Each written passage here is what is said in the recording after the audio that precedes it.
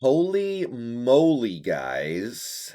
So, something happened this morning, and well, I'll put it this way. The Seahawks have done a lot of things so far this offseason. They've done a lot of things since free agency started, and a lot of it were things that I said should happen, things that I wanted to happen, things that I kind of predicted. There were a lot of things that I was on the ball on.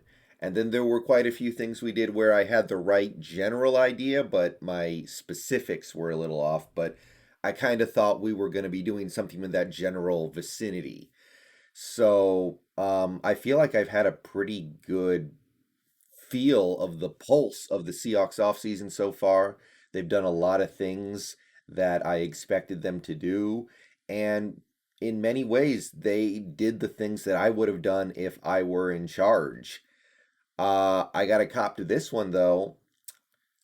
This one I didn't see coming at all. This one shocks the hell out of me. And I have to say, um, yeah, I was completely off on this one because I thought there was a chance that we would trade Tyler Lockett.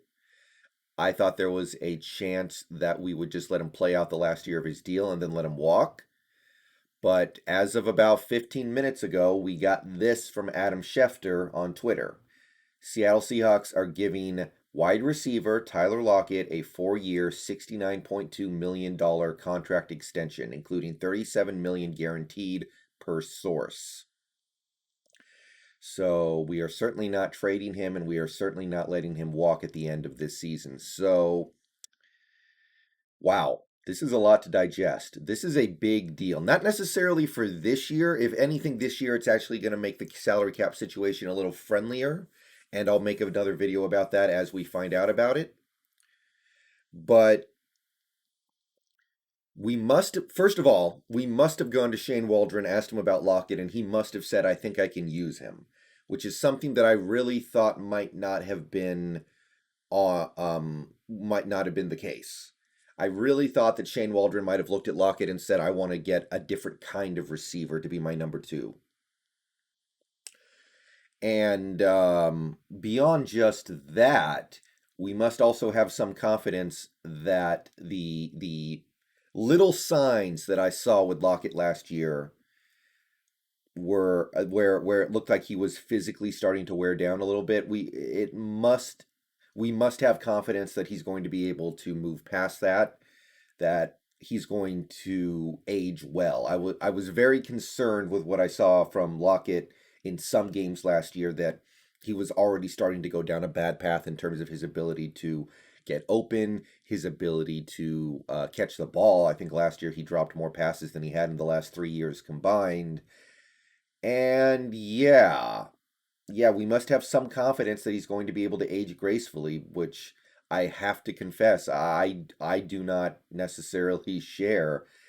And third of all, and this isn't something that's going to affect the team this year, which is why I'm not going to spend a ton of time on this, but future years just got very difficult potentially because you can do the math here. Lockett, this extension, and by the way, I'm interested to see, is this an extension on top of the 1 year he had, or is this destroying his old 1 year deal and putting this in its place?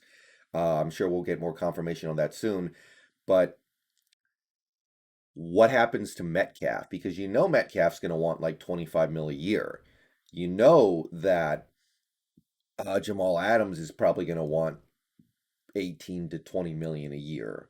You're going to have a lot of big contracts to hand out, and this is just one more big contract you're going to have on the books to get in the way. And look, Schneider's done a great job so far this offseason, but eventually a sacrifice is going to have to be made. Like Jerron Reed was a sacrifice this offseason. Who's it going to be next offseason? Is it going to be Quandre Diggs? Is it going to be God, is it going to eventually be Dunlap again? It's going to be very interesting to see how we make this work under the cap, but I am very surprised by this move. I thought that Lockett was going to either be traded or just allowed to play out his final season under contract, but we decided to make him a top 10 receiver in terms of money per year in the entire NFL. And I assume this will lower his cap hit for 2021, which is good. But making things work in future seasons just got a little bit harder, and I'm interested to see what happens. But hey, we'll get to that bridge when it's in front of us. All right. Once again, Tyler Lockett, going to be a Seahawk for a while. He got paid. He got paid big time. He is now one of the top 10 highest paid receivers in the NFL per year. And I'm shocked. I'm very interested to see how this team works around this contract in the future. And I'm also very interested to see if Lockett can continue to play at a high level because, as I said, I saw some things last year that I wasn't crazy about.